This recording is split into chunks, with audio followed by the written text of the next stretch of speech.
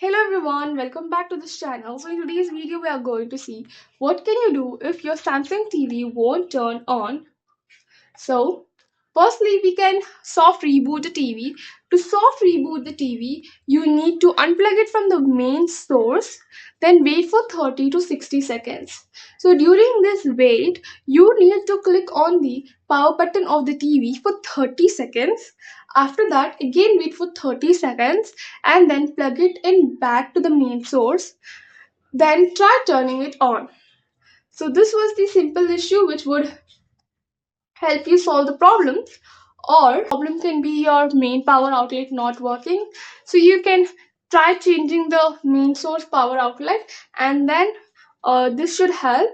Or else the major problem could be your TV has completely shut down, so that you need to contact to the customer support and they will guide you if there are some internal issues.